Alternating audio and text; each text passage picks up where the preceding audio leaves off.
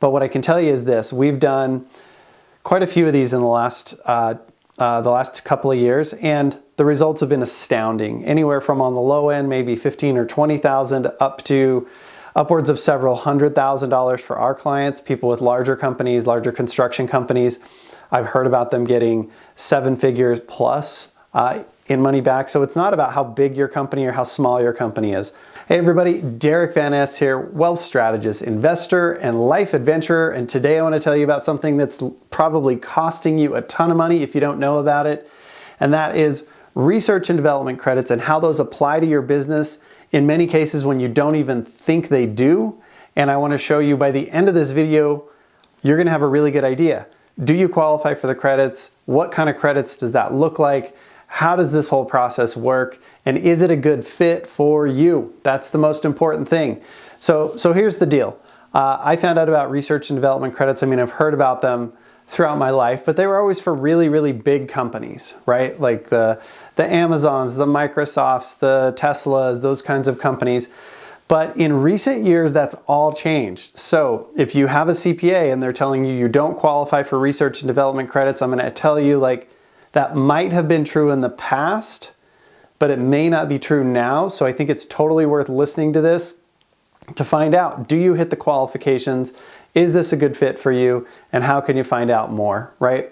Now, before I jump into all this, I just want to tell you guys, if you haven't already, hit the like button, subscribe to the channel. If you subscribe, let us know in the comments, just type I subscribed, I'll give you a personalized welcome. But it really helps us, and this is a huge topic that needs to get out there, so take just a second, smash that like button, and subscribe to the channel. I promise that this is going to create massive value for you. So with that out of the way, let's talk about research and development credits. So I mentioned earlier that things have changed recently. Let me be more specific about that. The research and development credits have been around since 1981. They were developed when the Japanese started to come into the automotive industry and do really, really well. Up to that point, the United States had been dominating the auto industry, and so they hadn't had anything to worry about. And then here comes the Japanese with the Toyotas and the Hondas and all these cars that we now love, and they started kicking our butts. So the government said, hey, we need to innovate, we need to get better, we need to give our team a chance as American companies to compete with this. So they passed a research and development credit back then that was to incentivize trying new stuff and trying to get better and innovating and all of that kind of stuff. Because when you innovate and try new stuff, it doesn't always work out. So they wanted to offset some of that cost with the credit and get people to do it. Long story short, when the credits were first passed, they were only passed for 2 years. Then they had to be subsequently re-ratified and redone every year or every couple of years. And so it was really a dicey game. And only the big companies could play in this game because you needed a full-time team to just research and document and know what the new rule changes were every year. So it was a moving target. It was very difficult. And little guys like you and I, weren't able to take advantage of it. It was super cumbersome, super laborious, and very costly to do. So if you weren't doing millions and millions and millions of dollars of business, it just wasn't worth it, right? And then throughout the years, things changed. There was some changes in the early 2000s that helped to change the way the documentation had to be done, and came up with some new ways to help look at research and development. And essentially, you don't have to do all the documentation, but you get a lower percentage of refund. And then the big thing that happened is in 2015 in the PATH Act, they passed some additional legislation that really opened it up and made it so that in today's world, small business owners can take full advantage of the 2015 changes, right? And so now we don't have to document as much. We don't have to do as much of the laborious paperwork. The credits became permanent in 2015, which is a huge thing because now you have specialty companies, and we work with a bunch of them to help you get this kind of credit done. Specialty companies, that's all they do. They just do this, and they've been able to build a whole business on research and development credits because it's not going away. Back when it was a 1 year at a time, 2 year at a time thing, who wants to build a whole business around that? Who wants to become a specialist in that? Not very many people. So that's why you had to have your own in-house team for this stuff. rather than being able to have a third-party company that becomes an expert at this. And so what's happened is now if you're a company, and I'll just throw out a couple of industries here that really are like home runs right down the middle, right? If you do anything in manufacturing, if you do anything in software development, if you do anything in construction, specifically within construction, like if you're a house flipper or something, this may not apply unless you're doing new development or adding square footage, those types of things that require engineering, architectural documents, or those types of things, because one of the qualifications for the research and development credit is what you're doing your research in has to be backed by hard science.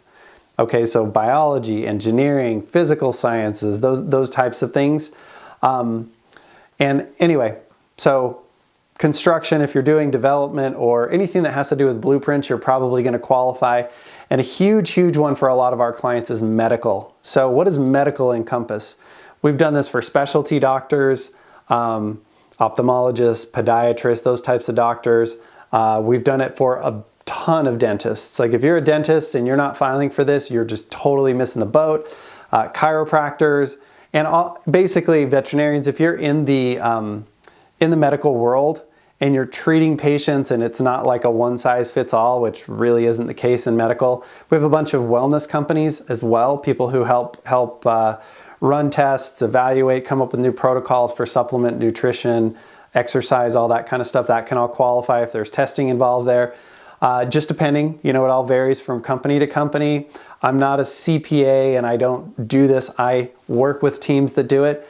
But what I can tell you is this: we've done quite a few of these in the last couple of years, and the results have been astounding. Anywhere from on the low end, maybe 15 or 20,000, up to upwards of several $100,000 for our clients, people with larger companies, larger construction companies. I've heard about them getting 7 figures plus in money back. So it's not about how big your company or how small your company is.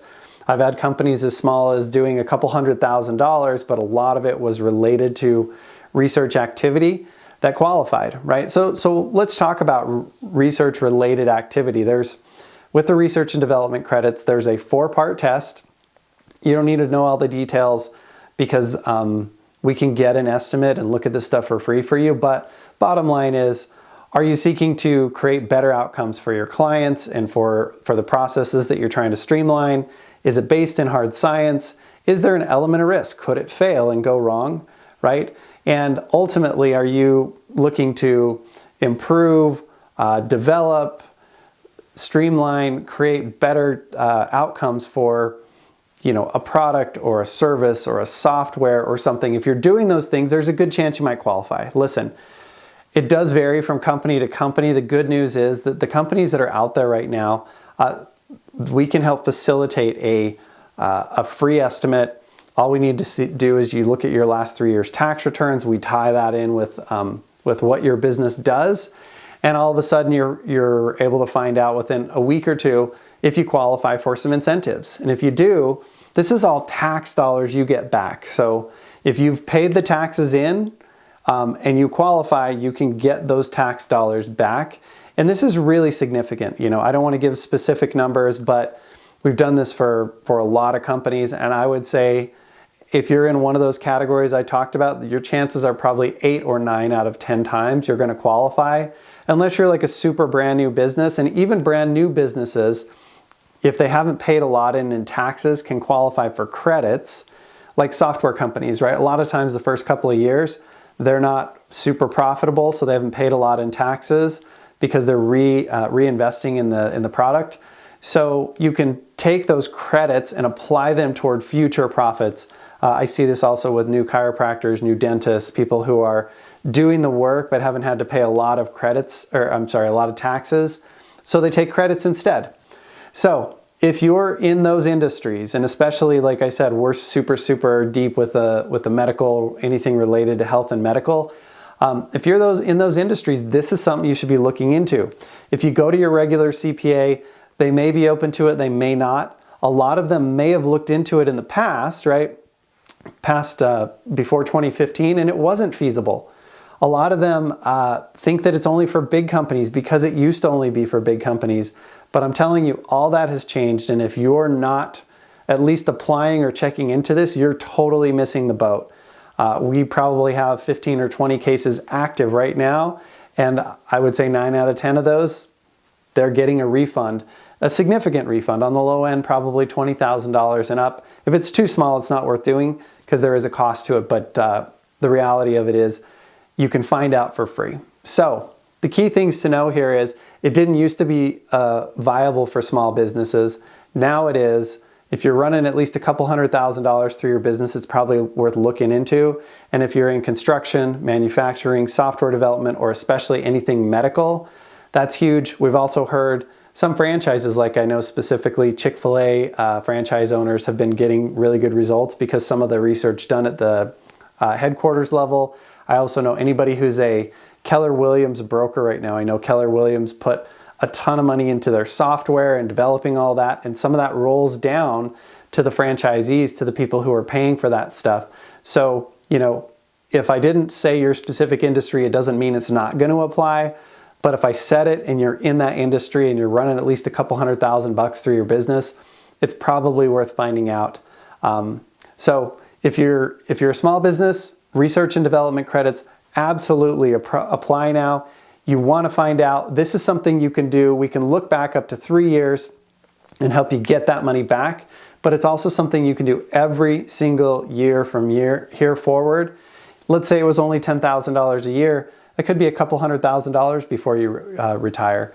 If it's more than $10,000, $15,000, $20,000 a year, it could be a multiple of that, right? Just huge, huge money on the table here. These are all after-tax dollars, so you don't have to pay taxes on them because you already paid them as taxes. Now you're just getting them back. So if you want to know more about the research and development credits or whatever, you can reach out to us. My contact information is down below, or talk to your CPA, look around online. There's a handful of companies that are doing this, but it's really in its infancy because it's really only been viable the last couple of years. We'd love to help you, but whether you work with us or not, go out there, find someone who can help you do this stuff, because I'm telling you, it's a ton of money that you can get back, and especially right now with everything going on in the world, it's awesome to have money that you know is coming back from the government. Anyway, my name's Derick Van Ness. Appreciate you stopping by. If you have more financial questions or whatever, please pop them in the comments. Subscribe to the channel, like the video. We really appreciate that. Or you can watch some of our other topics that are really important on taxes, like if you've got a tax pro or a tax bro. A lot of people don't know the difference. You can watch this video next to see if you do. Anyway, we'll see you on the next video. Thanks for stopping by.